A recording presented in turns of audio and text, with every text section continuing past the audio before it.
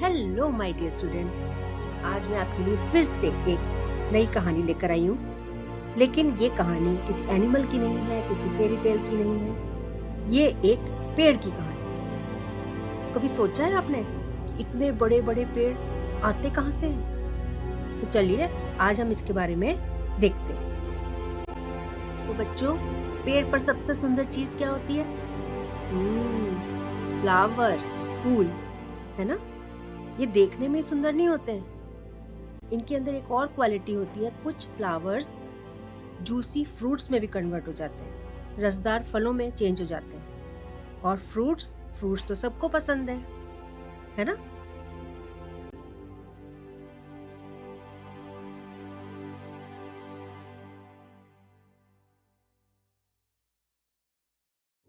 Fruits तो हमें सभी तरह के पसंद होते हैं, है ना? और फ्रूट्स में क्या होता है? सीड्स होते हैं, बीज होते हैं, जो कि हम निकाल कर फेंक देते हैं और सोचते हैं कि ये बीज बिल्कुल बेकार है, इनको तो फेंक देना चाहिए, कोई काम की चीज नहीं है। पर पता है बच्चों, कोई भी चीज इस दुनिया में बेकार नहीं है। सीड की भी बहुत वैल्यू है। तो आज हम देखेंगे कि सीड की क्या वैल्यू है। फ्रूट के अंदर बहुत सारे सीड्स होते हैं और ये सीड्स हम ऐसे ही फेंक देते हैं, पर इनकी अपनी एक वैल्यू होती है। ये छोटा सा सीड होता है, लेकिन आपको पता है इस सीड के अंदर एक छोटा सा नन्हा सा पौधा भी होता है।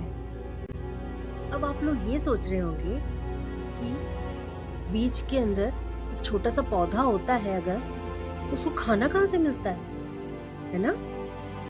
बच्चों, इस यूनिवर्स में भगवान ने सब के लिए पहले से ही खाना तैयार करके रखा हुआ है, पता है आपको?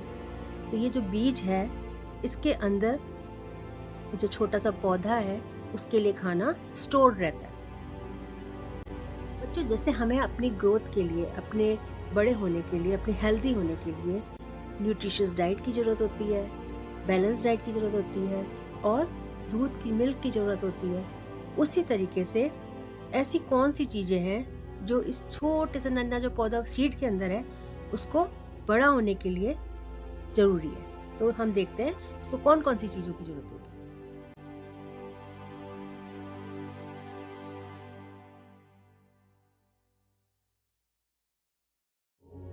तो बच्चों, एक प्लांट को बड़ा होने के लिए, अच्छी ग्रोथ के लिए क्या क्या चीजों की जरूरत पड़ेगी? हवा की जरूरत पड़ेगी, पानी जैसे हम डालते हैं पौधों में उसकी जरूरत है, सूरज की रोशनी की जरूरत है और गर्माहट की जरूरत है, और ऐसी सॉइल जिसमें सारी न्यूट्रिशियस चीजें हों। जैसे हम खाना खाते हैं, उसमें प्रोटीन भी होना चाहिए, कार्बोहाइड्रेट्स भी होना चाहिए, विटामिन, मिनरल सब होना चाहिए।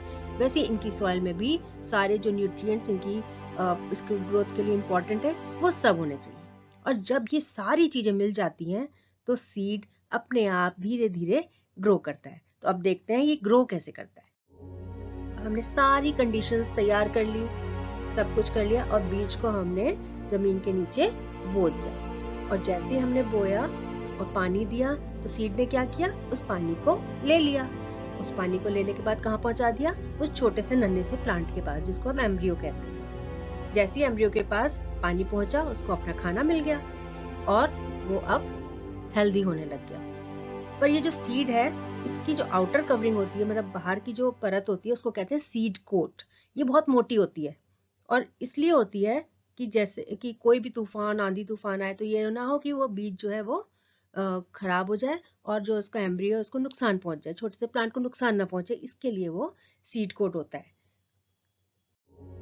अब ये जो छोटा सा प्लांट है सीड के अंदर, उसको खाना पानी सब कुछ मिल रहा है, वो खा रहा है, अब उसकी ग्रोथ हो रही है। तो हमें कैसे पता चलेगा कि उसकी ग्रोथ हो रही है? तो पहला साइन क्या होगा कि एक छोटा सा रूट उसके में से निकलेगा। उस रूट को, टाइनी रूट को कहते हैं रेडिकल।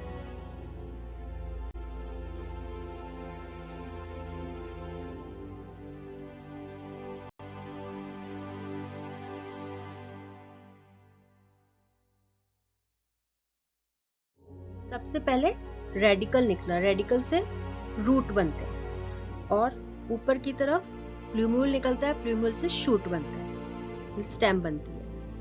तो जैसे जैसे प्लांट थोड़ा थोड़ा बड़ा होने लगता है, जो सीड कोट है, जो आउटर कवरिंग हमने बताई थी, वो अब धीरे धीरे हटने लगती है, क्योंकि अब प्लांट बड़ा हो रहा है, अब उसको उस कोट की जरूरत नहीं है। तो उसके अंदर कोटिलेडन होते हैं। तो जैसे जैसे प्लांट बड़ा होता है, कैसे बड़ा होगा, जो रूट होंगे वो नीचे की तरफ जाएंगे, जमीन के नीचे, और जो शूट पार्ट होगा, स्टेम वाला जो पार्ट होगा, वो ऊपर की तरफ, सनलाइट की तरफ जाएगा।